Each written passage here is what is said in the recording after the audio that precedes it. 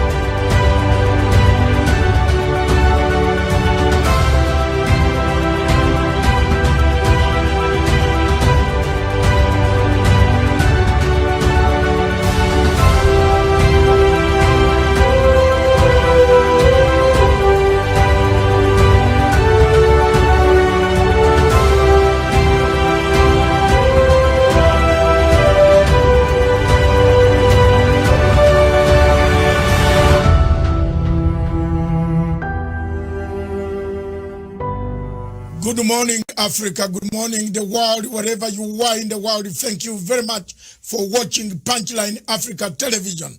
This is the only television in the world, in Africa, in sub-Saharan Africa, that talks about Africa. What ails Africa? What kills Africa? Where are we? Why are we the continent with perennial conflicts? Why are our people abusing human rights? Why are people being killed? Why is there Boko Haram? Why is there Al-Shabaab? Why is there a war in northern Mozambique? Today from Cairo to Cape Town, Dar es Salaam to Lagos, Lagos to Abuja, Abuja to Port Harcourt, Gabon. Today from Maputo to Rwanda, Kinshasa, Accra, Tripoli. What is happening in Tripoli makes Africa look a very bad continent. My show this morning is a simple show. I'm going to see what we can do for Africa. I have stood firm for the last 5 years. I've stood firm on this television station, stood by the people of Biafra. I am not going to be intimidated, but I will ask the questions that are supposed to be asked. General Buhari has not answered my questions for the last 5 good years.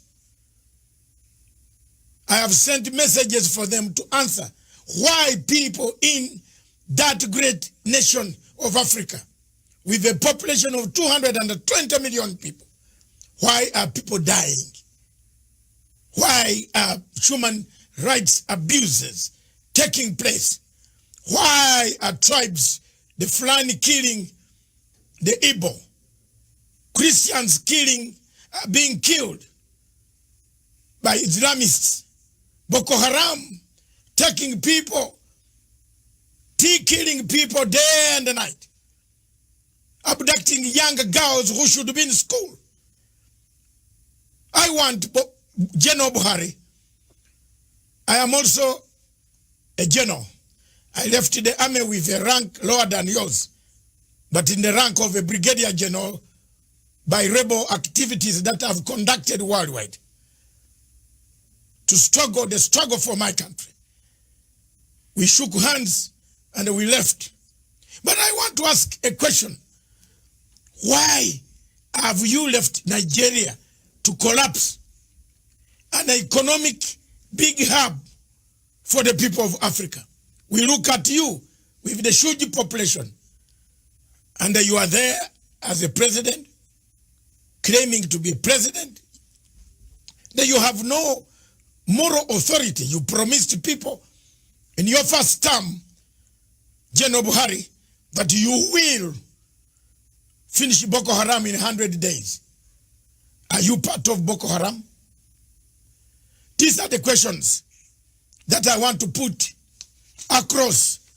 Our television station wants people to understand why Nigeria is collapsing, why Nigeria is disintegrating.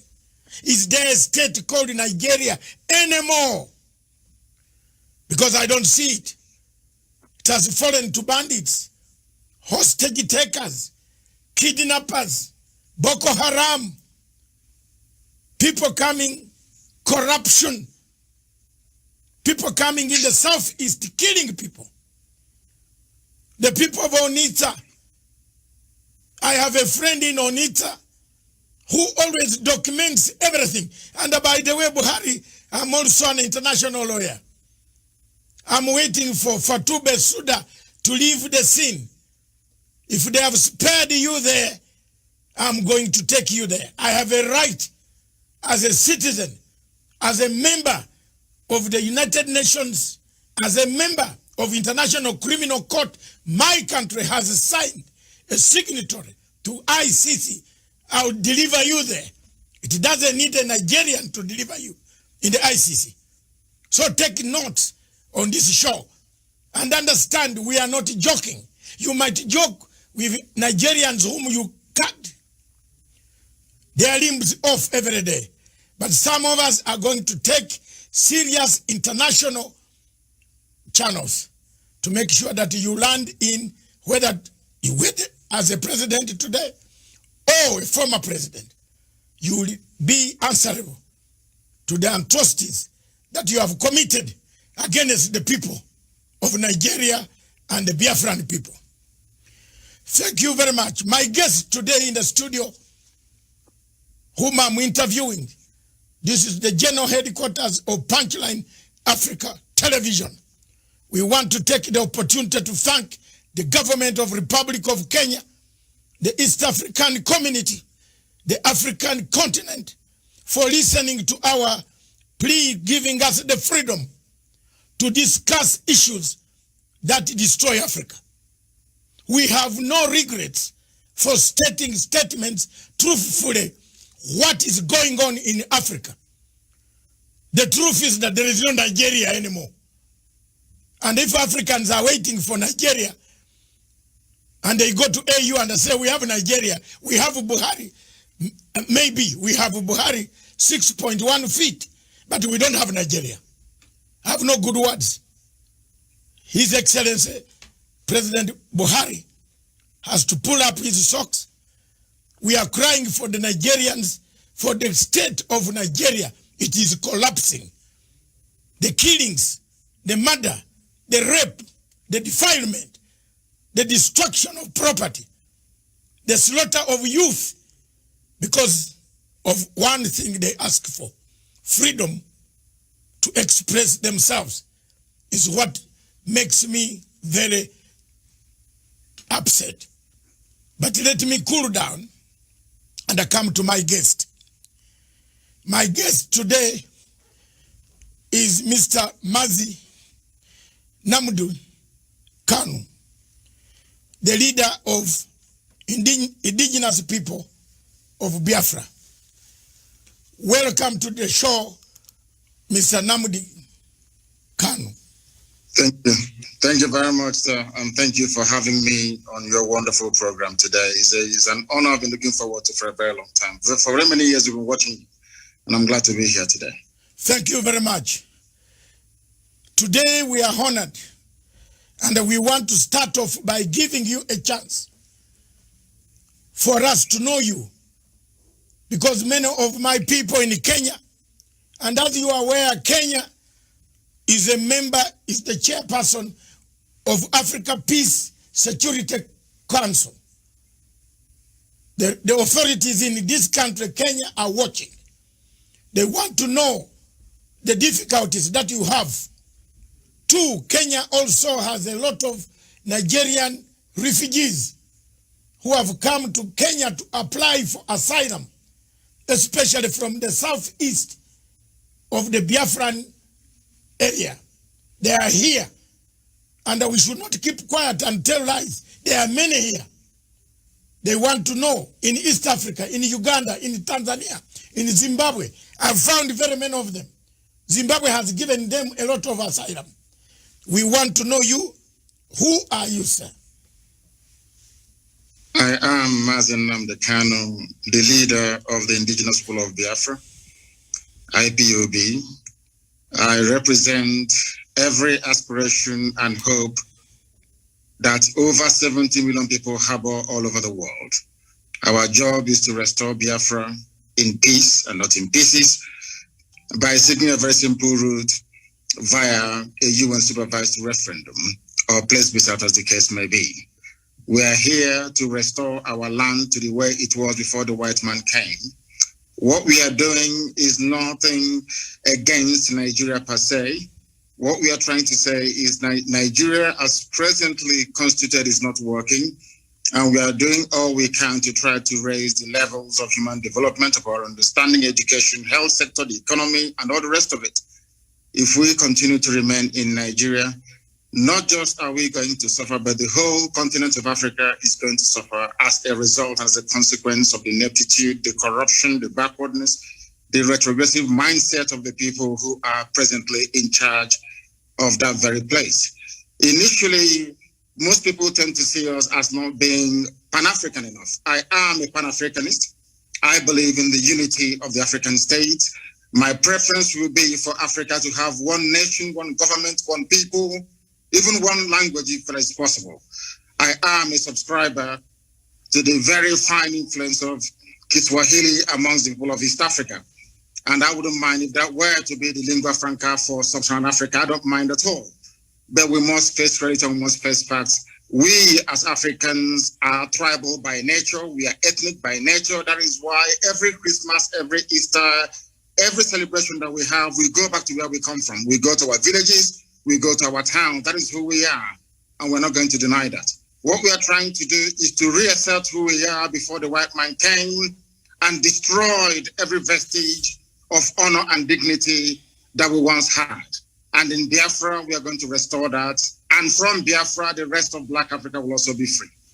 Thank you very much. Thank you very much for explaining the position of Pan-Africanism. Because critics talk about, as much as we are Pan-African station, we always talk about Pan-African unity. But I've argued my case before the AU, and they said, you cannot talk of Pan-African unity. One part of Africa is bleeding. How that cannot be? In Nigeria, there's one party bleeding. In Gabon, Cameroon, there's one party bleeding. We can't talk about Pan-African and leave people who are bleeding. I am happy that you have touched the word Pan-Africanism.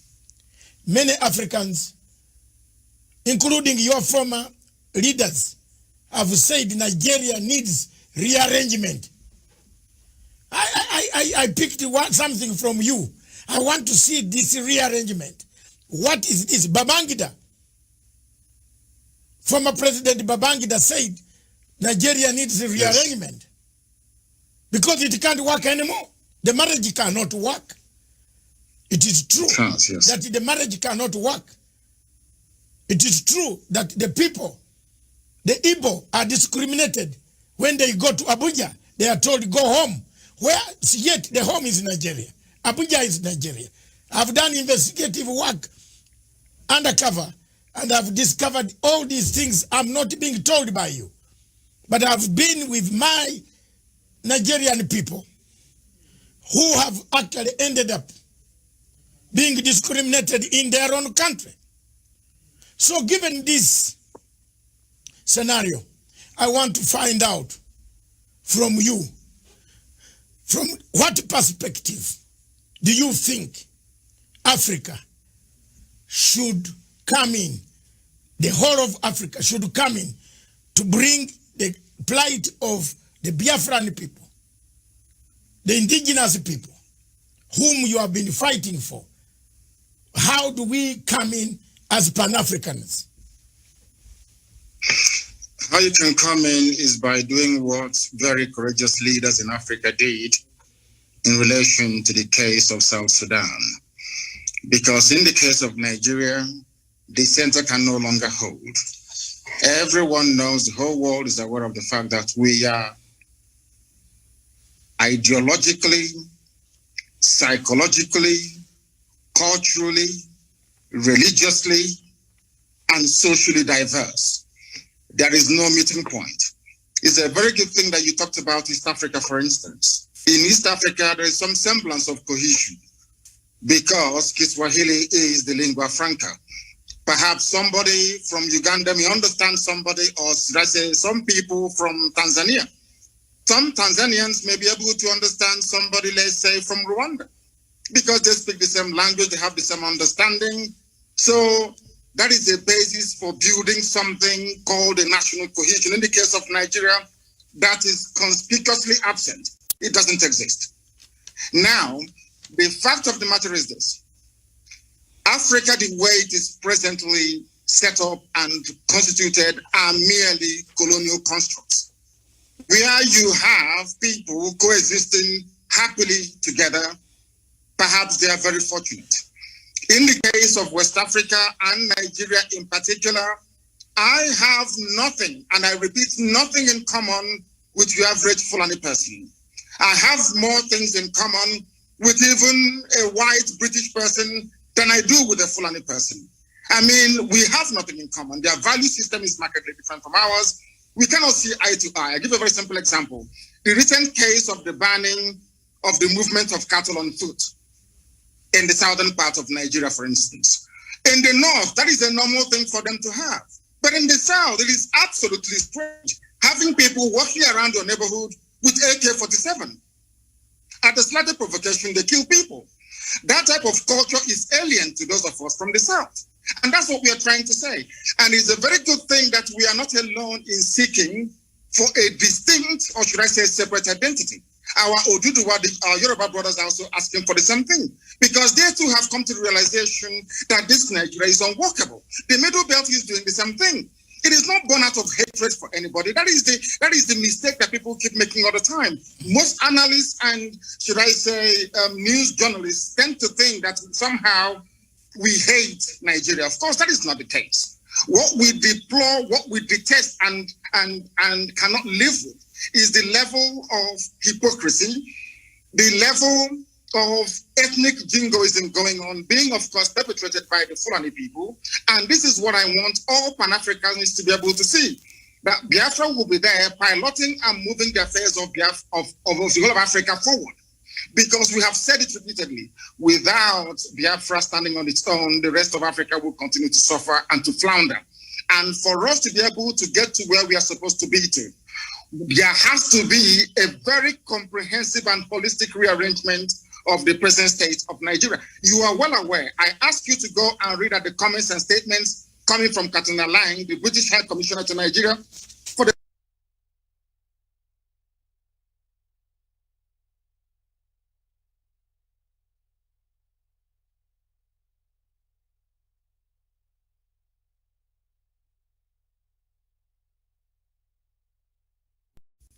every international norm and diplomatic protocol. That's what is happening in Nigeria. Nigeria doesn't exist as a country. It's not a nation. It's not a state. Nigeria is just a merely business enterprise. That everyone with a vested interest in Nigeria, by which I mean most European countries with their companies in the oil and gas sector in Nigeria, all they want to do is to exploit and to take away without adding anything in. Ogoni hasn't been cleaned up. People are dying in River State, right across from Iguacha and then the coastal region. Everywhere you go, there is mayhem and disorder. In Lagos this morning, the same thing. Everywhere you go to, Nigeria is crumbling because there is a palpable agenda of the Fulani Janjaweed Caliphate to take over the lands belonging to indigenous populations. And we have said no to that. We're not going to allow it, and we're not going to have it. Okay. Thank you very much. You brought me to a very serious question. A question that has been nagging both the locals, Africans on the continent, and the question of external darker forces. You have just mentioned people who are running the show, the oil companies, for example. They are watching. They have never raised anything on BBC, CNN, or international agencies. We don't hear, apart from we struggling as Africans ourselves. These agencies are not helping to say there are human rights abuses in Nigeria. For example, Nigeria, the American embassy closed its consulate in Abuja because of the huge numbers of people applying for asylum to go to the United States. But American embassy did not go far, and the American government did not go far to condemn and put sanctions on Buhari for failing to contain the malaise that has killed Nigeria. Two, if you look at the Total Oil, Shell BP, they have taken part in extraction of minerals, oil, and so on and so forth. They are doing it when they are seeing human rights abuses in the southeast of Nigeria. What do you say about that? It is because we allowed them to. Total is an oil company, is a private concern. Of course, it's a huge corporation, we know that. The same goes for Shell, for BP, for Halliburton, for ExxonMobil, and all the rest of them. They operate the way they like in Africa because we've allowed them to. I was in Texas a few months ago. Most of these oil companies are there. But the type of environmental degradation and damage that we're witnessing in Biafra land do not obtain in Texas, because there they have laws governing their operation, how they exploit, how they, extract and distribute this very vital natural resource. But because Nigeria, I think it's a cliche that Nigeria is corrupt. What people don't understand is the depth of the damaging effect of corruption that you have. And I'll give a very simple example. We cannot expect white people to have regard for us when we do not have regard for ourselves. That can never, ever happen. Do you know that in Nigeria they import fuel? Are you aware that Nigeria imports petrol? Yes, I've seen the queue. I've seen the queue at the petrol station, yes. Do you know that Nigeria imports kerosene? Oh. They have 5 viable state-of-the-art refineries. Not one of them is functioning, not one single one. When white people are operating in such an environment, seeing how foolish and how stupid the entire country is in terms of their priorities, how do you then expect them to have respect for you or have regard for you? They can go into our land, they can pollute it. Katrina Lang, the British High Commissioner to Nigeria, can be running the show, or she likes, because there seems to be a recognition that these people do not reason like human beings. That is the fact. That is the fact. Tell me what an ambassador will be doing, crisscrossing the entire nation, telling them how to run their security architecture, telling them who to kill and who to spare. Our lawyer had the mom killed 2 days ago.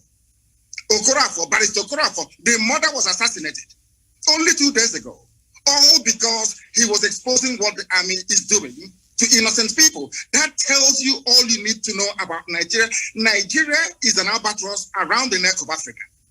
Nigeria is the only country in Africa actually dragging Black Africa backwards because of their ineptitude, because of their criminal mindset, and because of the drive of the Fulani to dip the Quran in the Atlantic Ocean. That is the problem. There is nothing wrong with Islam, don't get me wrong. There are some very wrong interpretations of the religion of Muhammad that the Fulanis are using as the driving factor in their push to take over the land belonging to indigenous people all across Nigeria. They've done the same thing to a relative extent in the Middle Belt. They took a chunk of Yoruba land in Ilorin, where they have an emirate today. The same thing they're trying to do in our land, and we said no to it. And the whole world is there. The US mission is in Nigeria. The UK is in Nigeria. EU is in Nigeria. The UN is in Nigeria.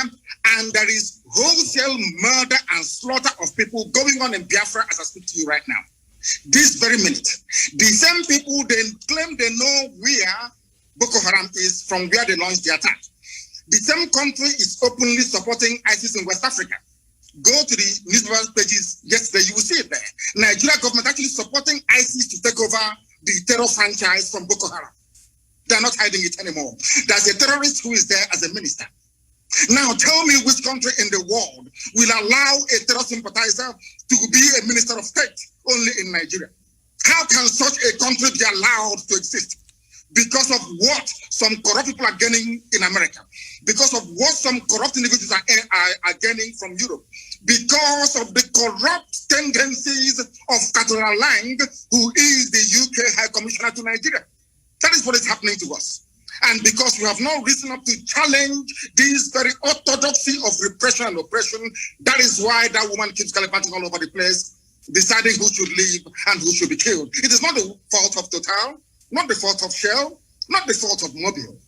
We allowed them, we created the environment to allow them to be so corrupt that now they're controlling our lives. And that is what Biafra will be done. And I did not say that Biafra will stop the business of Total.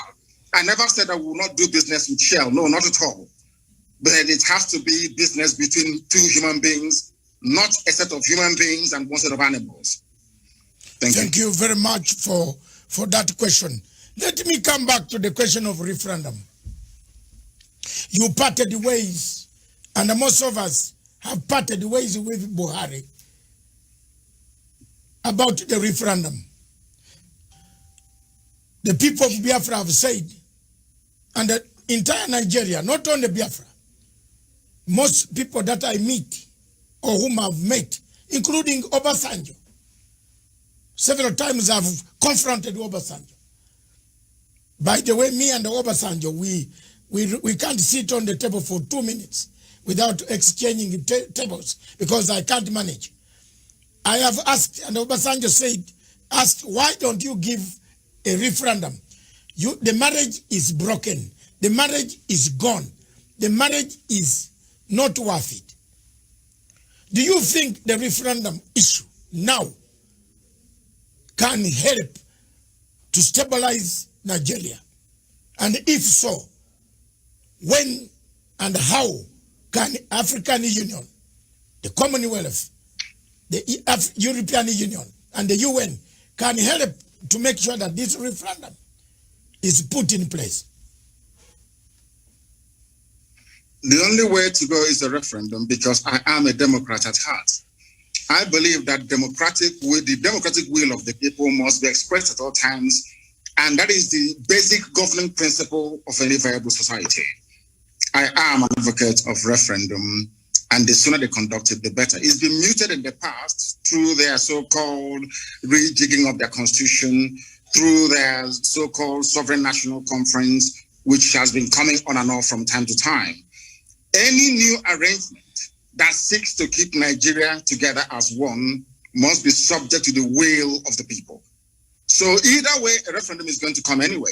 It may be delayed, but it is ultimately going to come. Now, one thing you must understand is this. There are very corrupt countries around the world. Maybe on the surface of it, they're not corrupt. But they have very corrupt operators that will prefer Nigeria to remain in the very hopeless state that it is in at the moment. Nigeria is in a very hopeless state. A lot of people are making money by virtue of the corrupt nature of Nigeria. Do you know that Shell BP can sell 1 million barrels of crude oil in a day and only report that they only sold 100? Do you know there is no meter? Where the crude oil is being loaded onto the tankers at the terminal in Biafra land where I come from, there is no meter.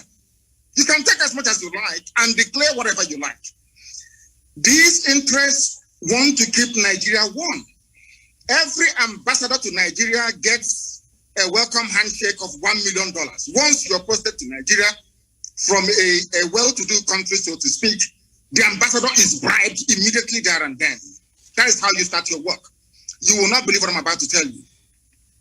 Do you know that the U.S. ambassador to Nigeria organized, or should I say, convinced the Biden administration to allow the U.S. military to come for an exercise in the Gulf of Guinea in order to checkmate Biafra and Ambazonia, freedom fighters? The same people did not go to the north, where they have Boko Haram, where they have ISIS, where they have Ansaru, where they have Fulani headsmen terrorists. People tormenting, killing, raping, kidnapping, and pillaging on a every blessed day they do this. Do you know that it is not the recommendation of the U.S. ambassador to Nigeria that U.S. must commit their troops to the north? But they are in the Gulf of Guinea, exercising, saying that we're there to fight crime both on land and on sea. But there is no crime going on. The places where the crimes are going on are all in the Sharia north. And I want to bring you back to this idea of referendum once again. Do you know that the Northerners, the Fulani people, they agitated for Sharia in the 12 northern Fulani-controlled states of Nigeria, excluding Middle Belt? Do you know that your good friend, as you are saying, Obasanjo, gave it to them? It's not my no referendum. They're your good friend because I hate him more than you do. Okay. The man is a joke. Let me tell you this. Do you know that the Fulanis campaigned, including Buhari, of course, the late one who is in Saudi Arabia somewhere in a shallow grave? Do you know that these people campaigned for Sharia to be introduced in Fulani-controlled northern states? I think about 12 or 13 states. There was no hoo-ha. Nobody opposed them. In other words, the Fulanis themselves have divided Nigeria into two by virtue of their insistence on having Sharia. That is why today the Chief Justice of Nigeria is a Sharia lawyer, not a secular lawyer, not a secular judge, a Sharia court judge elevated to the position of the Chief Justice of a secular federation. Now you tell me. Your Excellency, Nnamdi Kanu, is this the man, the Chief Justice, who said his papers were eaten by termites? That's correct, yes. It's him. Oh my God. That's the type of yes, continue. It's him. He is a Sharia court. He's an alkali in a Sharia court. But today, he is the Chief Justice of a secular state practicing common law.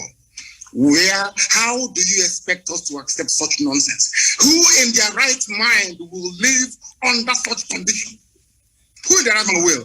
That is what we want Africans to understand. It's not that we hate anybody. We are Pan-Africanists. I want one Africa. I want one united Africa. But an Africa found on the basis of justice, fairness, equity, and progress. Not one found on retrogression, on backwardness, on corruption, on stealing, and on looting. That tells you all you need to know about Nigeria. Can you tell me why they're deploying troops to Biafra at the moment? Killing people every blessed day. The same people drafting or asking their troops to be deployed to Biafra land, they know where Boko Haram are. They know where to find ISIS in the north. But they will not go and confront them. It's only to come to the east to kill people because we are peaceful. Such injustice we are no longer prepared to tolerate. And that is why, referendum or no referendum, we are going. We are going. It's as simple as that. Thank you very much, Your Excellency Nnamdi Kanu. Let me bring you back to 1966. Several constitutions had been negotiated, but none addressed the fundamental question of social justice, differences, political tensions, economic marginalization, competition, ethnic imbalances. In all this, from 1966, several constitutions have been brought. People started fighting. In 67, the war ended. Since then, military took power. Obasanjo, Babangida, another one who died, and another one, several of them. The changes, nobody has been mentioning what ails Nigeria. At the center of it, it looks like you are mentioning it now. I can see, any observer on Nigeria can see your plight, like just as we can see the plight of many African countries. When you talk of 13 states having Sharia law, a chief justice who says his papers were eaten by termites becomes the chief justice based on Sharia law and using common law. Now, should the changes be made and should the adjustment be made, is there any hope that Nigeria remains alone? This is a question from a very senior head of state in Africa. He has asked me just now, I should put it to you. It's from southern part of Africa. Can Nigeria remain together in case these are addressed? Yes, sir. It is up to the people of Nigeria to decide if they want to be together or not. During a referendum or a plebiscite, I'm only entitled to just one vote. Only one vote. It is now left for the people to decide what to do. That is why we said to Nigeria, we don't want to break away unilaterally. We want it to be done with the consent of the people. And during the early life of this APC terrorist regime in Nigeria, they did actually mute the idea. They discussed it among themselves that whatever new arrangement is being proposed must be subject to the will of the people. I will say to that question, let the people decide. Anything they decide, I'll go with it. Anything that people come together to decide, this is what we want to do, I will submit myself to because I am a Democrat. What I'm trying to say is that the present condition of Nigeria is no longer tenable. It is no longer tenable. It cannot be tolerated any longer. And that's why we're doing what we can legally and legitimately to bring it to an end. Okay. Let's come to African Union. President Uhuru Kenyatta is the chairperson of Africa, or Kenya is the chairperson of African Union Peace Security Council. He sits, is the chairperson of all peace and security arrangement in Africa. He is also a member of United Nations Security Council, representing Sub-Saharan Africa. He has huge numbers of Nigerians seeking asylum every day in Kenya, Uganda, Tanzania. What do you want him to hear? What do you want him to hear now? What message do you give to them, to the AU, that the situation is not as they think, so that people can wake up and help you? What I want President Uhuru Kenyatta to understand is this. Contrary to all the fallacious lies and misinformation coming from Nigeria, we are not against African unity. We want Africa to prosper. And what is happening from what you've said, what they're experiencing now in Kenya and in other East African countries in terms of the huge numbers of people seeking refugee status and asylum, is indicative of the decay and the death that Nigeria is going through at the moment. And unless they step in now to do the right thing, believe you me, they will get millions upon millions of people asking for asylum in their countries in no distant future.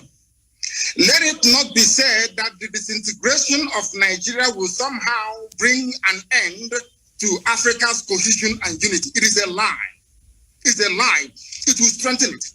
Nigeria is the country dragging Africa backwards, being purportedly the most populous nation, black nation in the world, with vast reserves of oil and gas in my land in Biafra.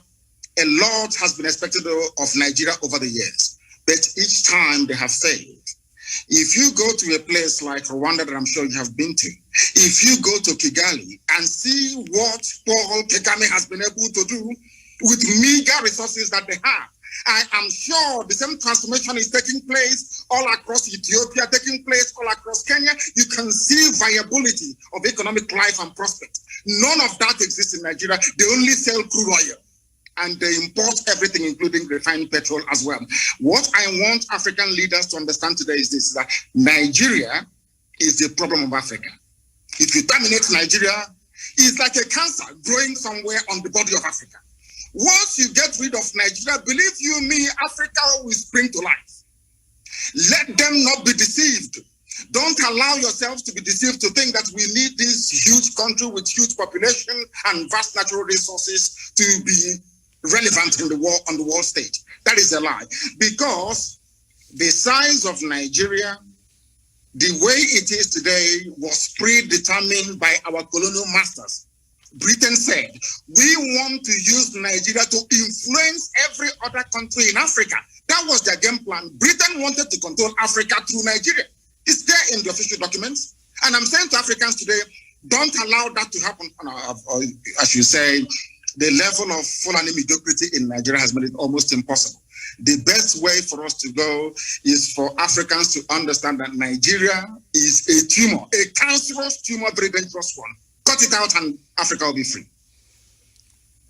Okay. Thank you very much. I just want you to take a slow pace now.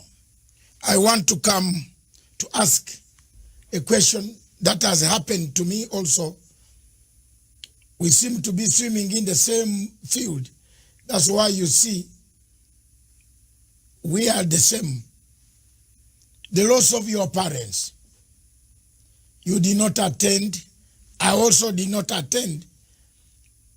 The death of my father, I have never buried him. I am in the same category like you. I want us to go slow and say, you were not allowed to attend to bury your parents. How did you handle this? I know I am slightly older than you in years. I have handled. Are you sure? Yes, I am. Are you sure? I'm 65. My goodness, you look very young. Yes, I'm 65. And that's very good. I have, when I lost my parents, I was also in exile in Britain, and I could not bury them. How did you yourself handle this matter, and how do you encourage others? There are millions of refugees on the African continent, in South Sudan. Some of them don't know where their parents are. But the people have gone to make political leadership, but they have forgotten accountability. That's why South Sudan peace process is collapsing, because there's no accountability. So how did you handle that? And did it encourage you and give you resolve to keep pushing for a better Nigeria or a better Biafra? Please. It keeps me pushing for a better society for everybody. Everybody, not just within Biafra or within the wider Nigeria, but across Africa as a whole. Because what concerns one black person actually should concern another black person as well. I put my parents' murder by the Nigerian state into context. The only thing that matters to me is the freedom for Biafra, of which I am prepared to pay whatever price that God requires of me to pay in order to ensure that Biafrans are set free. That was how I managed to, should I say, compartmentalize that very grief at that moment in time. And I might also add that my mother-in-law is dead as a result of the same thing. 2 days ago, one of our lead attorneys, they actually threw a hand grenade into the mother's car and killed her and burnt her body only 2 days ago. I see these things as necessary sacrifice that we must go through in order to restore Biafra, that is essentially the kingdom of God upon the face of this very earth. For that, we are prepared to pay whatever price that we are called upon to pay to ensure that the people of Biafra and every other ethnic group being oppressed in Nigeria and wider Africa is set free. That's my mindset. And that was how I dealt with it. As horrible as it was that I couldn't attend as the first child and as the first son, my father's burial, my mother's burial, but I see them as being very essential sacrifices that one has to make in order to ensure that these people are set free. Thank you very much. I am also the first son, so maybe that's why I started fighting for the Biafran people. Let me come back, take you back to the question of Boko Haram. Yes. You mentioned one point which is very clear. Security agencies across Africa would like to know what ails. Why is it's Buhari? By the way, is Buhari or we have a problem here? Because a human being should understand that people are dying. The army, Nigeria has a huge army. Is the army a coward? Are they cowards? Do they protect who? Are they protecting the territory of Nigeria? How does the army allow people to come and kidnap citizens, take them, then in piecemeal release them 2, 3, 4 back? Who are these? Is it an internal collaboration between the army, Buhari, and his generals? Who is commanding this army? Surely the army that cannot even rescue 5 students from girls who have been abducted. What type of army is this? Is there a bigger thing than Boko Haram? I have been requested by another reader from Tanzania to say, why is this Boko Haram menace never cleared? Why is Nigeria not asking for external help to come in to help them? Is it because they want it themselves? Please shed some light to our viewers. I want Africans to understand one fact today. The entire terror architecture in Nigeria is hinged on the political aspirations and hegemonic tendencies of only one tribe, the Fulani. We have no issues with the Hausa, the Bachama people, and all the rest of them. It is the Fulani. And this game plan has been in existence for a very, very long time, nearly 200 years ago. And they must execute it. I want Africans to understand that only the Fulani tribe alone financed and sponsored almost 6 terror groups exclusively by themselves. Before Buhari came into power in 2015, he said, at the height of the insurgency, an attack against Boko Haram is an attack against the North. I will leave that to one side. I want your viewers to understand something today, which previously maybe they may not have been aware of. Do you know that Boko Haram nominated Buhari as their chief negotiator in 2014-2015? Are people aware of that at all? Do you know that these same people only a few years ago said that these murderers and these rapists, they are our misguided brothers? Do you know that their so-called Sheikh Gumi, who happens to be very close to the presidency, I need you to understand this very clearly, the one negotiating with the bandits, are you aware that their recommendation is for ISIS and Boko Haram to merge together, that they can come south? I want these points to be noted by your viewers all over the world. So when you see these people, you ask them these questions. Do you also know that the leader of the dreaded ISIS in West Africa province, ISWAP, his name is Al-Banawi. Al-Banawi is the son of Yusuf Mohammed, the founder of Boko Haram.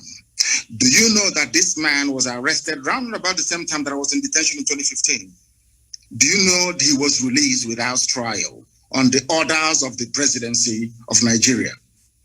Do you know that the 4th largest terror group in the world, the Fulani headsmen, which the whole world knows, the fourth largest terror group in the world, the Amiyetiala. Do you know that the presidential spokesman came out and said live on national television that these terrorists are legitimate stakeholders in the government, in the governance of Nigeria? Are you aware of that? Do you know that despite telling the whole world that these murderers and these killers are from the Sahel, they are not Nigerian Fulanis? Do you know they're forcing us today to give them our land so they can settle in perpetuity? Are you aware of that? Let me also shock you this morning. From the office of the Inspector General of Police of Nigeria, a letter came out titled "Terror Elements to Expand Frontiers of Attack." In this very letter, signed on behalf of the Inspector General of Police of Nigeria, of which Katona Lang and the U.S. Ambassador are both aware. Here, they mentioned the specific places where they claim the leaders of Boko Haram are hiding. Understand this. I want the world to know that this Fulani expansionism is a well-planned, orchestrated move to take over the land of indigenous people and hand it over to marauding Fulani nomads across the Sahel. A letter from the IG of Police of Nigeria. In this very letter, they mentioned the names of the places where they felt or they believed their intelligence told them that these people are hiding. They did not send Nigeria army or police there to go and confront them. Instead, they sent them to Imo State. They sent them to Abia in Biafra land and gave them an order to shoot at sight. And I want you as a journalist, I want you as a lawyer to go back and investigate through the history of Fulani-funded terrorism and insurgency in Nigeria. Try and see if there is any instance where the IG of police or the chief of army staff has ever said to the troops, shoot at sight anywhere in the north. It's never happened before, only in Biafra a few days ago. That is to tell you that this is a well-planned pincer movement, basically from the east and from the west, in order to try to take over the geopolitical space of Nigeria for Fulanis across the Sahel. These are the things you need to ask yourself this question. You've been talking about Boko Haram, ISIS, all these murderers all over the place. Ask yourself this question. Has any Boko Haram been convicted before of any crime in Nigeria? Ask yourself this question. Now, let me put it to Africans and to the whole world at large on this your program today. I know that a while back, Al-Shabaab attacked a few shopping malls in Kenya. Is that correct? Yes. Now, maybe you live in Kenya. You are now residing in Kenya. Is that correct? Yes. Don't worry. Yes, I am here. Now, how do you think Kenyans will feel if President Uhuru Kenyatta were to grant some kind of amnesty to Al-Shabaab, to now say, Al-Shabaab, you know what? Come and become part of Kenyan army. How would you feel? I think the Kenyans will go to the streets. The Kenyans will catch the Al-Shabaab and will roast them on the streets. Now, let me tell you this. This is something that Africans don't know. Yes. Do you know that Nigerian army being sent to Biafra land today contains elements of Boko Haram and ISIS in it? Yes. Because they are now part and parcel. I've seen the reports, yes. Now, let me ask you this question. When people say we shouldn't fight the army or their police, how do we know who they sent to us? How can you distinguish between a terrorist in army uniform and a serving patriot in Nigerian army? That's the question I'm asking the whole world to answer. How do we know? They incorporated terrorists into their security architecture. How do we know who is who? Okay. How? Thank you very much, Your Excellency. Let's just take a short break and take water, because it is hot in here, and I think wherever you are is also hot. It is, yes. The interview is fantastic. It has generated one of the huge numbers in the history of Pan-Africanism and this television station. So let me take some water. You take some water. We resume in 2 minutes. Okay. 2 minutes. Okay, sir. on that question and the world. How do you differentiate between Boko Haram and Nigerian army? When Simple question.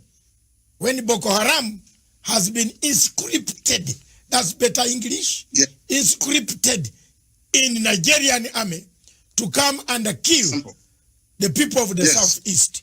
That is the question on the table. When we return, this is Matsanga Africa perspective. In Matsanga Africa perspective, we look for hot spots. One of the hot spots is Nigeria. Is Nigeria disintegrating? Is Nigeria fragmenting to pieces? Is there leadership in Nigeria? Is General Buhari the general we saw 10 years ago? Oh, this is a different person. How can a leader allow his people to die? How can you inscript a Boko Haram to be a minister in your own government? Oh my God. Is there something wrong? A country that we all looked at as a country, the big giant of Africa. We saw everything in Nigeria. Now it looks like what my good writer, the man who wrote the things fall apart, Chinawa Achebe, was right.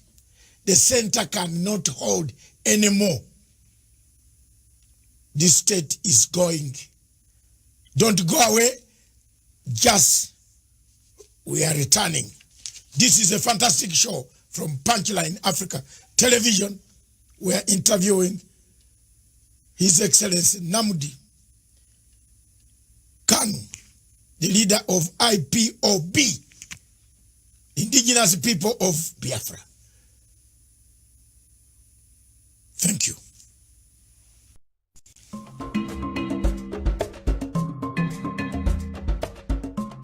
Conflicts exist on this continent. One of the most raging conflicts on the continent of Africa is the question of Biafra.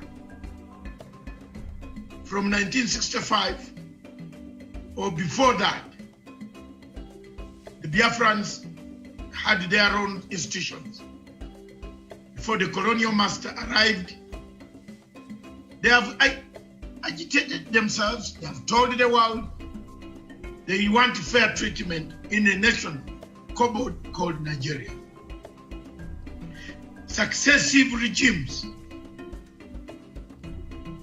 have always trampled upon the rights of the people of Biafra, destroyed them, killed their younger men, assassinated many, deported many, excluded many, forceful deportation out of your own country. Time has come for the new generation in 2020, 2021, 2022, for people to sit down to find an everlasting solution to the conflict that is around that region. President Buhari promised us that he will finish in 100 days, the first term of office. Boko Haram will be dead. Today is finishing his second term. Boko Haram is even more vibrant than his own shoes. We have landed in very serious murky waters that the people of Nigeria don't know which direction they are going. The people of Nigeria, a big country with a big population, an economic hub of West Africa and Africa, with the biggest reserves of oil, still lingers in poverty. The poverty and the rich gaps in Nigeria are wider than the distance between Mars and Earth. What can we do for our countries in Africa? How do we unite? For us, our role is to speak, to defend the voiceless, to chart our way forward, to find a solution. The only way solution can be got on the Biafran issue is a referendum, which Buhari and the government president have refused. But sincerely speaking, Nigeria needs rearrangement. If that rearrangement does not come today, tomorrow, or the other day, one day it is going to explode. People can be pushed, but they cannot be pushed beyond what Biafrans have been pushed. The suffering is too much. Pictures that I cannot show on this television. I call upon President Uhuru Kenyatta as a member of the United Nations Security Council to see that some of these problems should be resolved and a resolution is passed of sitting down to understand the difficulties of the nations, especially in Nigeria, in Cameroon, because the problem of Biafra is also similar to the problem of Amazonia. The English-speaking people have no say in Cameroon.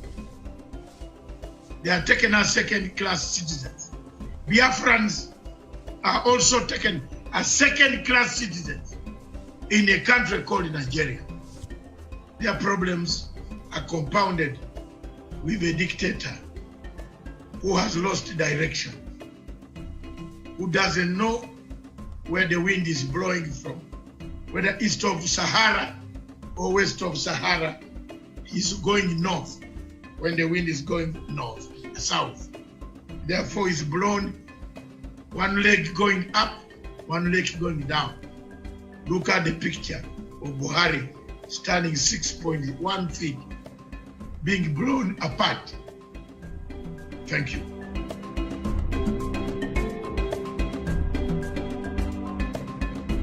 Back to Punchline Africa Television. Our show is Matsanga Africa Perspective.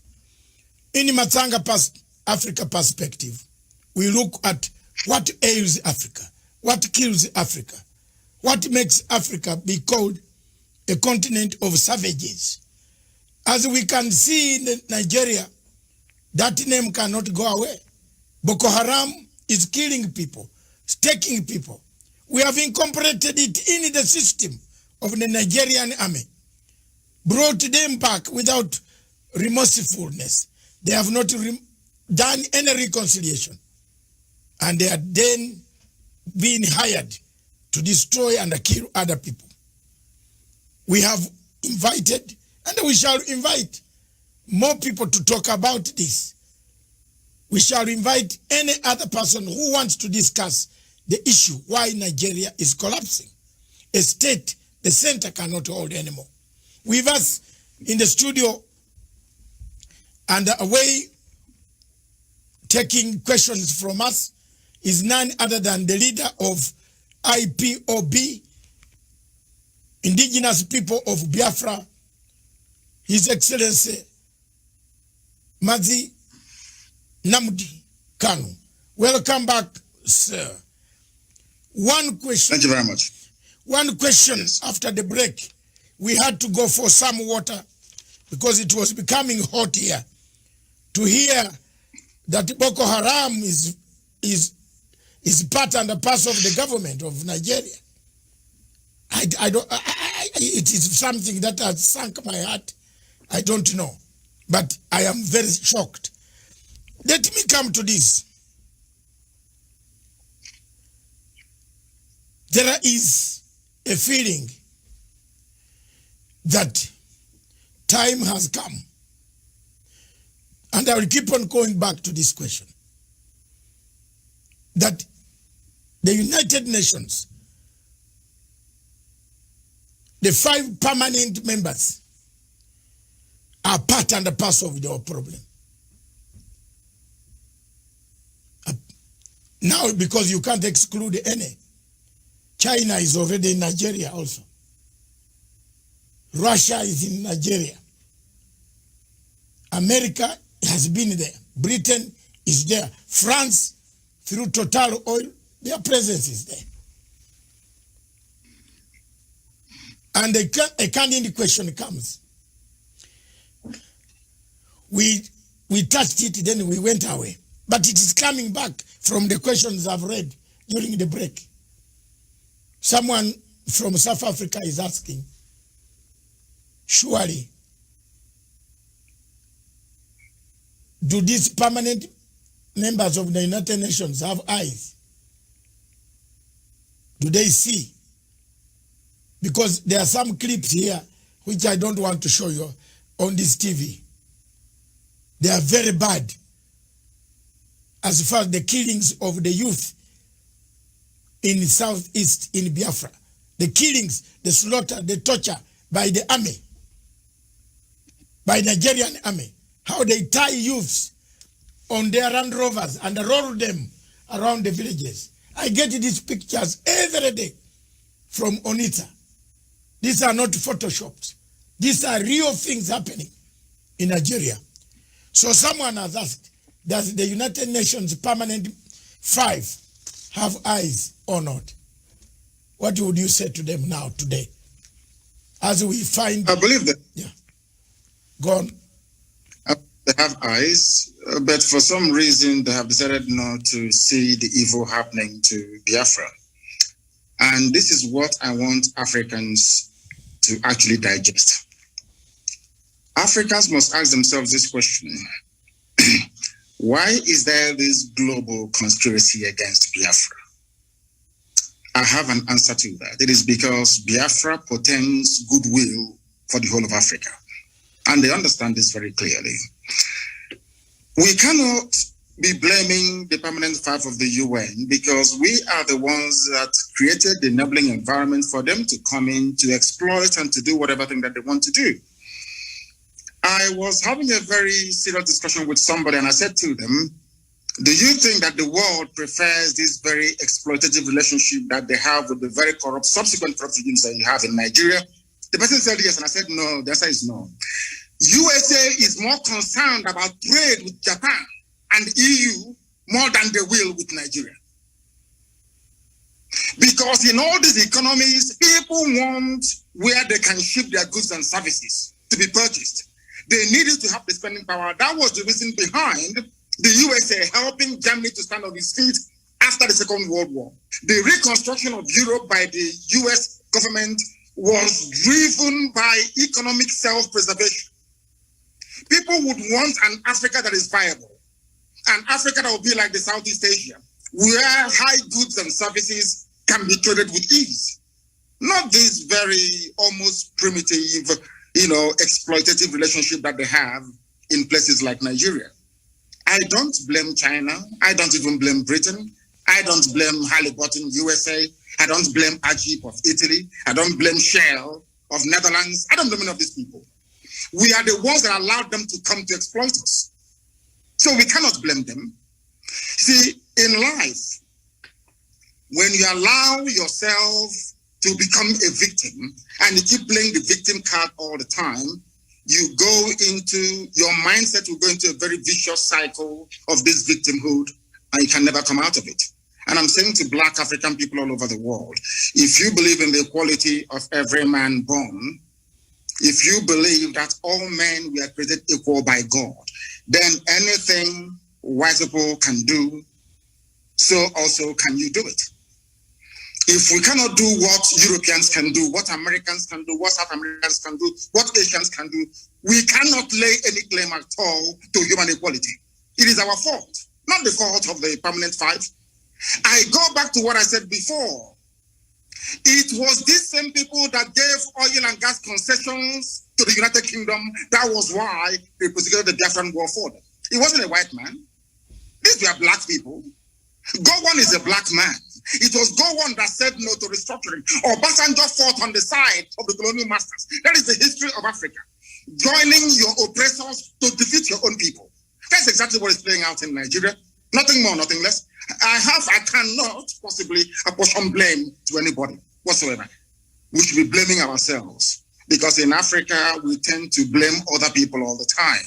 whereas the fault lies with us. The fault is ours. I remember one thing that the Chinese government said in 1999 when they took back Hong Kong. Chinese government said the 100 years of shame has come to an end. They never blamed anybody. They never blamed the British. They blamed themselves for losing Hong Kong in the first place to the British. And that is how real men should be able to appraise their condition. That we are poor, we are ravaged by poverty, disease, ignorance, and backwardness in Africa is our fault. Not the fault of the Europeans. If we decide to rise up tomorrow to say enough is enough, believe you me, we can transform Africa within only 2 years. After all, Paul Kagame is doing something in Kigali. Why can't we replicate it everywhere else? We must learn to put our people first. When a head of state gets up in the morning and buys a property in Europe, what do you expect? That means you don't love your people. When he gets up in the morning and decides to buy a private jet, that means he doesn't love his people. And these are clear facts. I cannot blame anybody for our plight. I blame ourselves for it. And that is why we are rising up. And I want to make this thing categorically clear so that the whole world can understand me. It doesn't matter what they do. It doesn't matter what the greatest powers on this earth does in relation to Nigeria. Biafra is going to be free, or we all die in the process. I swear to God Almighty in heaven. Death is better than what we are passing through right now in that zoo called Nigeria. And we must be free. I said must. We are not begging anybody for it. It's about, before the white man came, there was Biafra. Before Britain was created, Biafra existed for over 5,000 years before the formation of Britain. How did they decide where I should live? How did they decide which identity I should have? How can a white man come from Europe and decide to call me a Nigerian? What is the meaning of Nigeria? Nobody knows. We must go back to who we are. Be proud of who we are. I am a proud Biafran. I can never be a proud Nigerian because the name Nigeria has no meaning. No meaning whatsoever. Not even in Swahili, it has no meaning. How can a white man come and create a country for me in Africa and I be holding their flag running up and down saying this is my country? Who said so? Can I go to Europe and create a country in Europe for them? On what basis is our argument of human equality when Europeans can come to Africa and create countries? We cannot go to Europe to create countries. How can that be equality? Oh. That is why racist towards us. And that is why we must rise up now, not tomorrow, to support Biafra. Biafra is the beginning of the true emancipation of Black people. Ask Julius Nyerere and he will tell you. Thank you. Julius Nyerere, indeed. In 1967, the late Julius Nyerere was the first man with Dr. Milton Obote. That's why I, on this microphone, I still carry the flag of Dr. Milton Obote. They are the first countries in Africa to recognize Biafra. So in case people are asking why we have interest in Biafra, I follow both the leaders because I have lived in Tanzania and I'm a Ugandan. And I live in Kenya. I live in Europe. I'm a global citizen. I follow Pan-Africanism. Indeed, one other question before I bring this to your side, you address your people, and then we make it, call it a day. We have covered most of the things. Some of them you will bring them in your own address, which you will be given a chance to do so in 15 minutes also. There are so many ways, constitutional ways, of struggling for freedom. I believe you know where I'm going now. Yes, yes. We have tried. For over 10 years, you have tried. You have done so well. You have awoken the people and said, wake up. We are being slashed one by one. Buhari has allowed people to buy daggers. You know, I saw my investigative journalist came across 100,000 daggers. How do you buy daggers for who? You import daggers. There are so many cows to slaughter in that place. I looked at it, I said, these are daggers to come and kill other people. If the constitutional route of referendum fails, what other constitutional means would you use? We insist on constitutionality. Yes. And we are going to have it. When Reverend Dr. Martin Luther King started to try to rearrange the social order in America, some people felt it was impossible to do, but eventually he succeeded. When Nelson Mandela, and I'm sure your good self, and all other anti-apartheid campaigners started, even with the support of Margaret Thatcher and Ronald Reagan, this is something people don't know, that Ronald Reagan, a very powerful president of the US, and Margaret Thatcher, of course, the young lady, they all supported apartheid South Africa. They did. They were the ones that labeled ANC a terrorist group. Some people don't know this. It was only a few years ago that the name of Mandela was, should I say, erased from the logbook of terrorists in the United States of America. People don't know this. We are going to insist on what is ours and what is right. We've been occupying our land in perpetuity since the creation of man on this very earth. Somebody came and decided to change our identity, and we said no. The person said, okay, if I'm leaving, I'm going to hand you over to a more brutal caretaker, which are the Fulanis in this case. And that is why they're killing us and killing us till tomorrow. I want to draw your attention to something very, very critical. The order given by the Inspector General of Police of Nigeria to predominantly Fulani soldiers and Fulani police people to go to Biafra land to kill people. Had this announcement been made by any other police chief anywhere in the world, believe you me, there will be someone to appear in hate the next day. I want to read for your audience. I'm going to quote him verbatim what he said. The IG of police in Nigeria said, he's a Fulani man, mind you, don't mind the media shout, do the job I command you. If anyone accuses you of human rights violation, the reports will come to my table and you know what I will do. So take the battle to them wherever they are and kill them all. Kill Biafrans all. Don't wait for an order.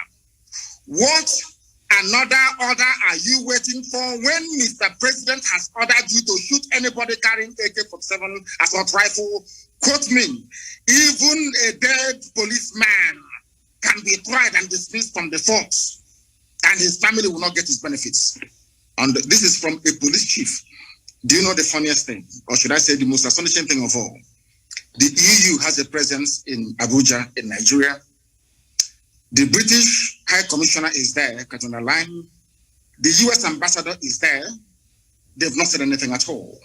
In other words, that leads us now to believe that exactly what happened between 66 and 1970 is about to happen again, which is kill as many Biafrans as possible. I want all Africans to understand this, that this very policy of genocide and slaughter is sanctioned by the US Ambassador in Nigeria, sanctioned by the UK of all people. Tomorrow they'll be singing songs of praise about human rights abuses, what China is doing, what is happening in Gaza, what is happening in Rohingya. But in Nigeria, they sanction the killing of Biafrans in broad daylight. What sort of justice is that, I ask? And I want Africans to know, to ask themselves this question: why is it that the USA and Britain wants this very tiny country to be squashed and killed? What is it that they have that is driving them so mad? Because the future progress of Africa lies in the land of Biafra, and they do not want black people to be developed. That is why they're doing what they're doing. Look at a whole, should I say, high commissioner running all over the place, telling the country how to be run. The same things that Kwame Nkrumah, Julius Nyerere, Azikiwe, all of them, Patrice Lumumba, Jomo Kenyatta fought. The same thing that Mandela fought. Black people are now tolerating it.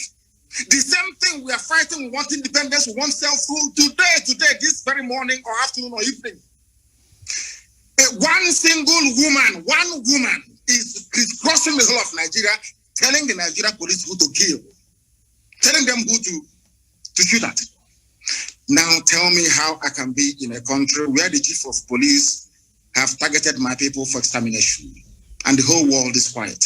Tomorrow they'll start blaming us for one thing or the other.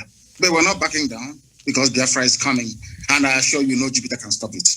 Thank you. Thank you very much.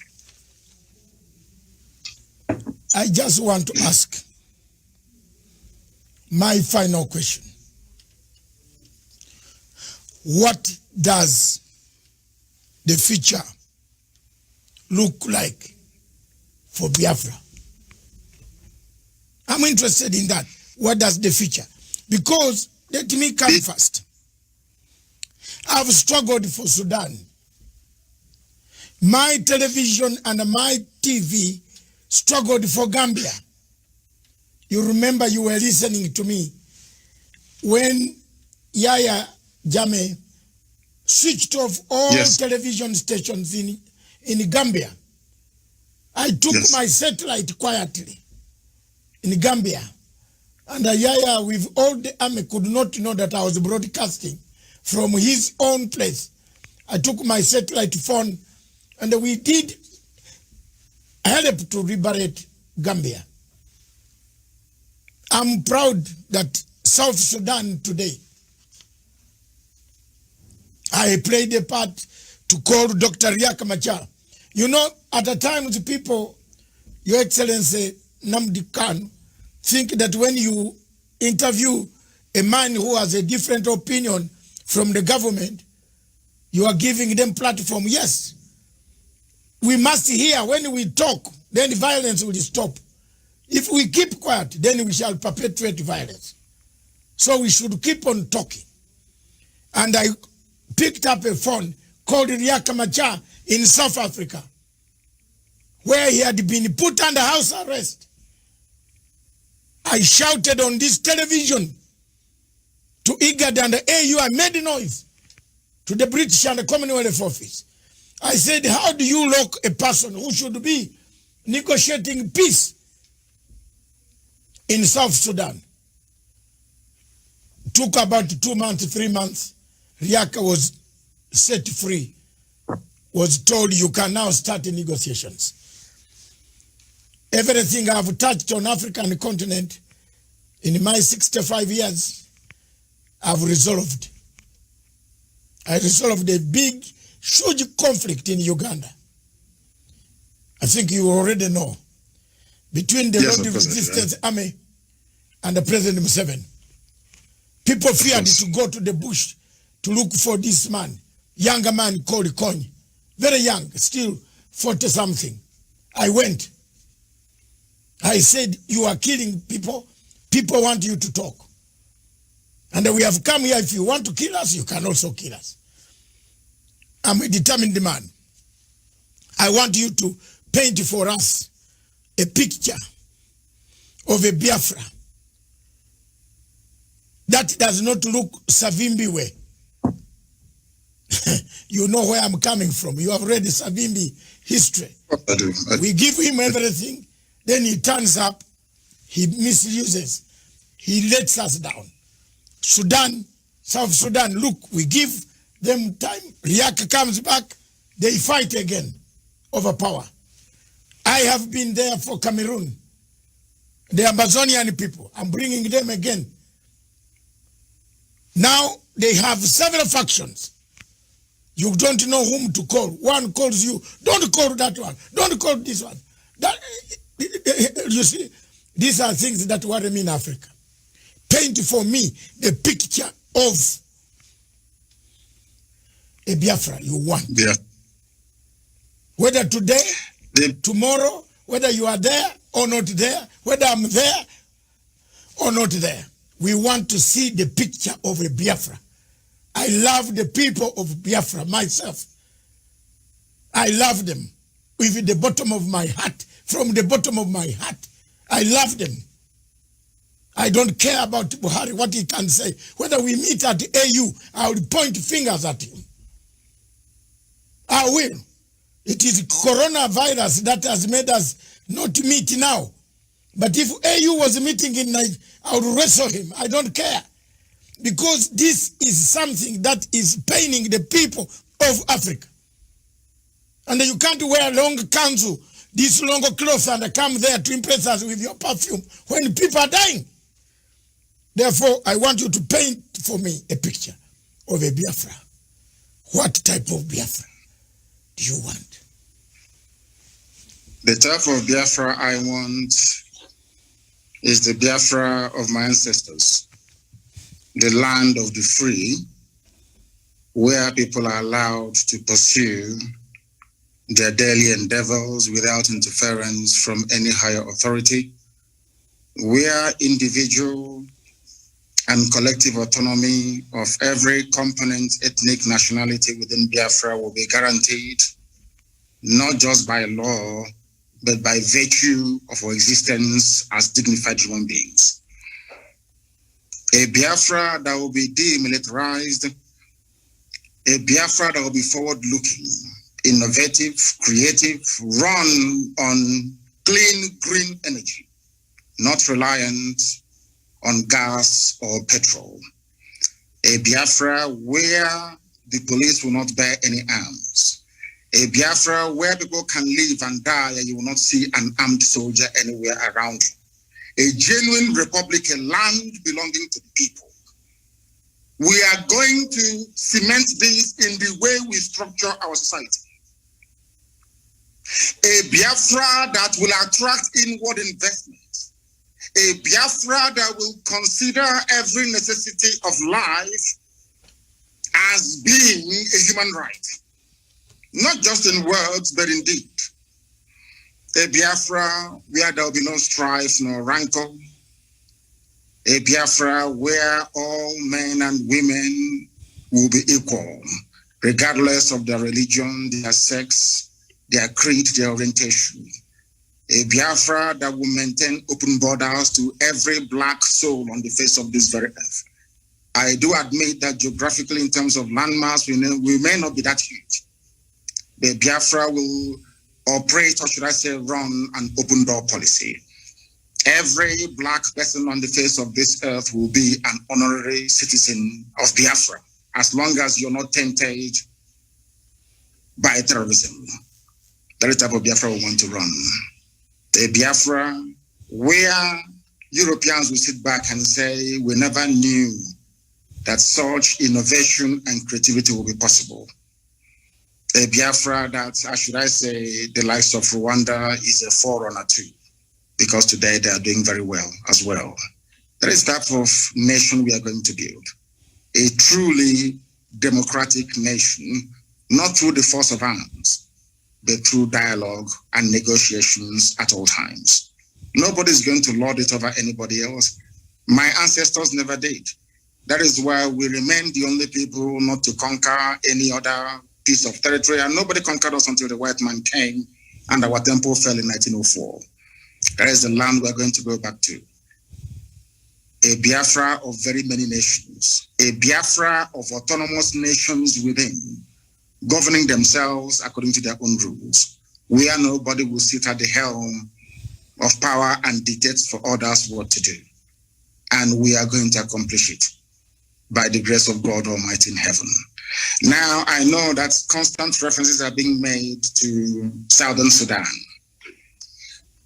But I want to let people understand that even after the USA became free from British colonial rule, they also went through a very bitter civil war. And that did not stop them today from becoming preeminent in every sphere of human endeavor, militarily, economically, socially, in every way. So I do believe very strongly that Southern Sudan will rise up to be strong once again. All these are teething problems.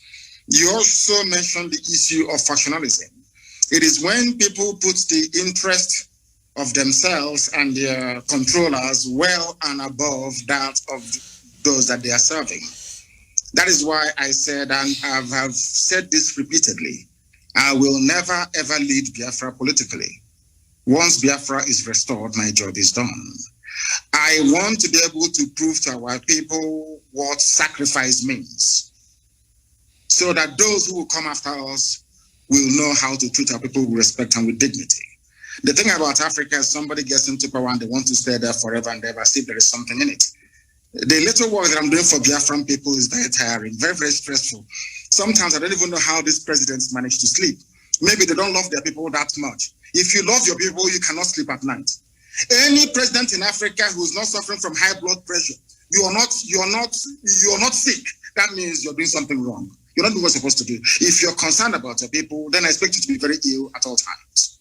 So that is the type of Biafra that we need.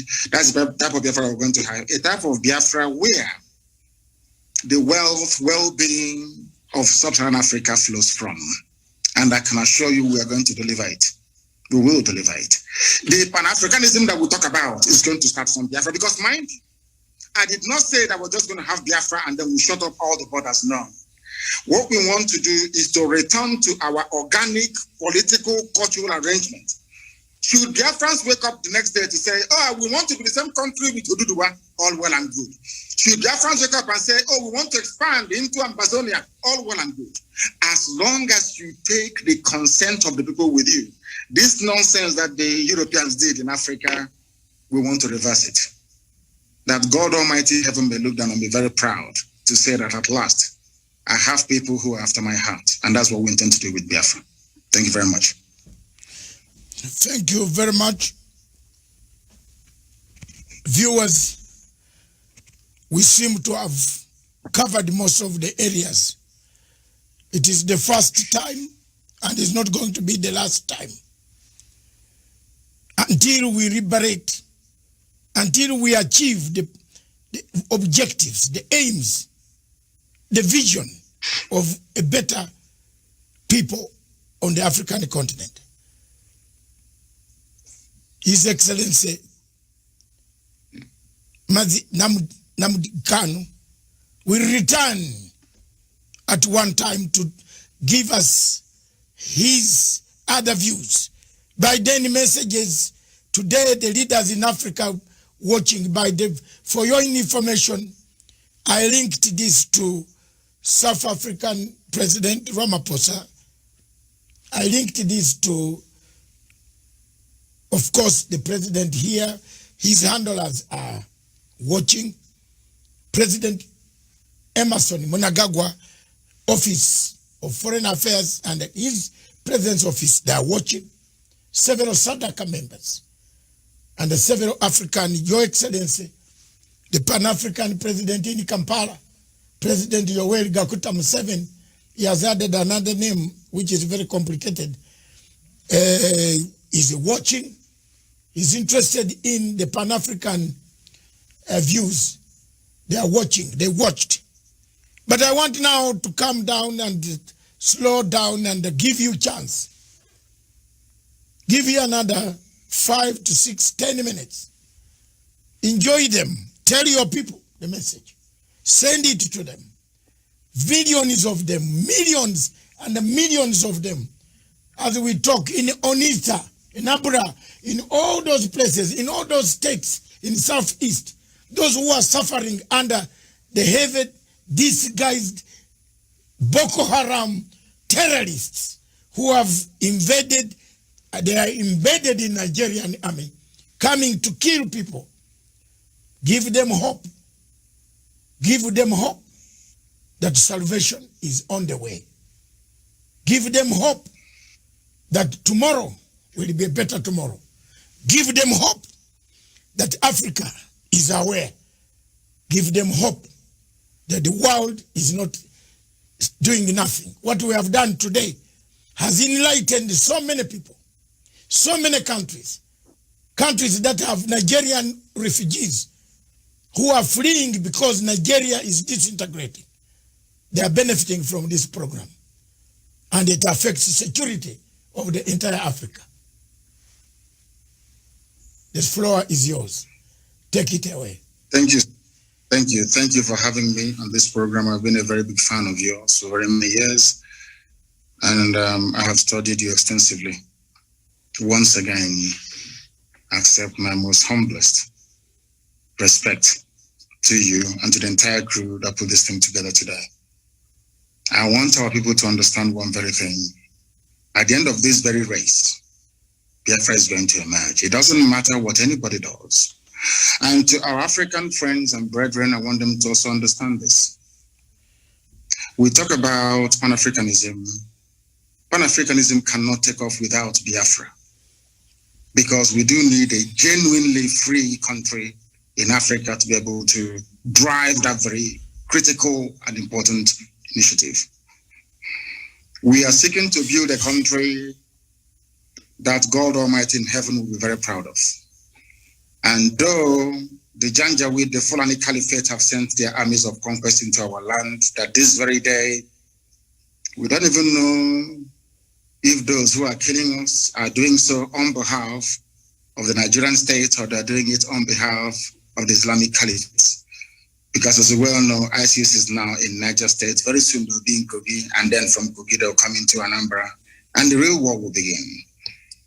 Remember, very many years ago, I told you one very critical point for you to bear in mind at all times. So basically to guide you in all your deliberations and you're thinking about Biafra. They're going to kill us. That is true.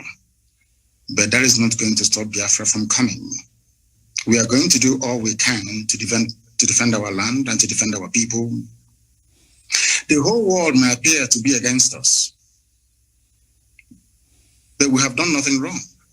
That is the most frightening thing about this whole thing. If you ask the world, what did Biafra do wrong to you? Nobody can tell.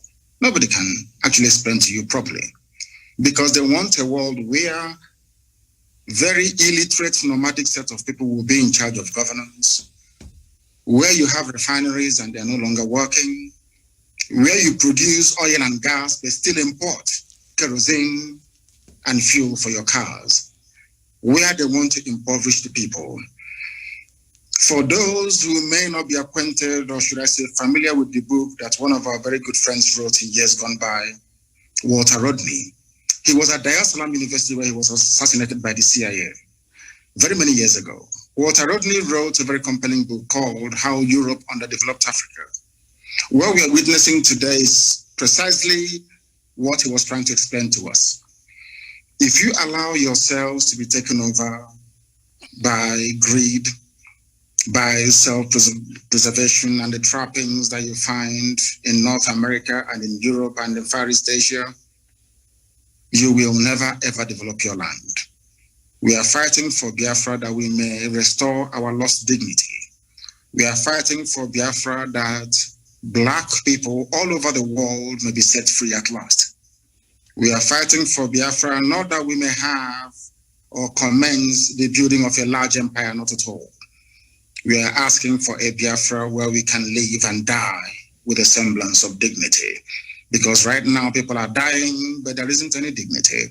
We must stand very tall and very strong, resist our enemies. That thing that we are thinking now that is impossible to accomplish very soon, you will say it. We must remain resilient. We must remain devoted. We must remain unflappable. We are not going to retreat, not one iota. If at the end of this race there is only one Biafran man and one Biafran woman left, may they continue to expand. They killed us, 5 million of us, after the war. After the war in 1970, we had lost 5 million people. But there we are still the largest ethnic bloc anywhere in the entire Nigeria, because God is faithful. And at this very critical time, this very Elohim that we worship is not going to abandon us. I'm not saying we're going to fold our hands in prayer and fasting alone. No, we are going to do what we have to do to ensure the survival of our race. An attempt has been made in the past to exterminate us. The British supported the killing and the mass slaughter of Biafrans because of crude oil and gas. That Ojukwu told Harold Wilson, we cannot give to you. This resource belongs to the people, and that was the end of it. And he said, because of that, we're going to kill you. And sadly, Britain is still doing something till this very day. A supposedly civilized and advanced country, aiding and abating the slaughter of an indigenous population because of oil and gas. Therefore, I'm asking all of you to remain very resolute, to remain very strong. Do not allow yourself to become distracted. We have almost won.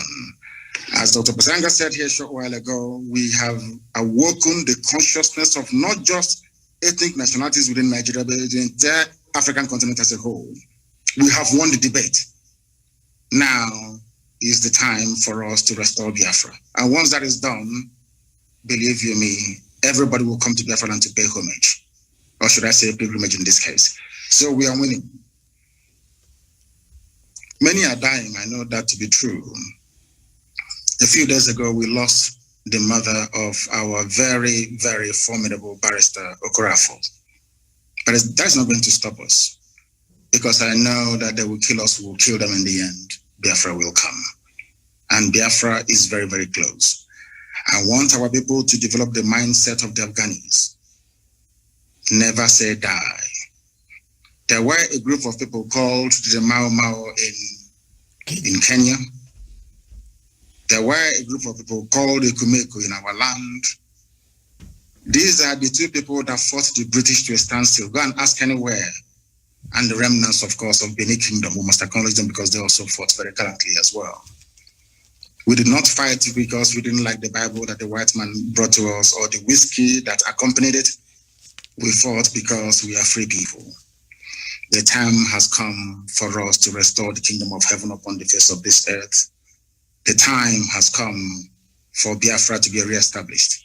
The time has come for Black Africa to be free. The time has come for every Black person, regardless of where you are in the world, to stand tall and to say, I am an African. Remain very strong, remain very resolute, and may Chukwu Kikabiyama be with you all. Thank you. Thank you very much. Thank you, sir. Thank you very much. Before you go, I would like to show you the newspapers in Kenya, in Nairobi. You are very far, you must be missing some of these papers.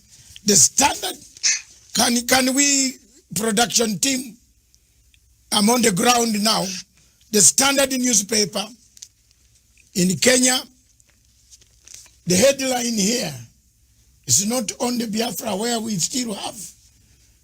The only problem in Kenya, we don't have a crisis of dividing a nation. We have the Standard newspaper said, who failed Uhuru? The blame game. That's the headline.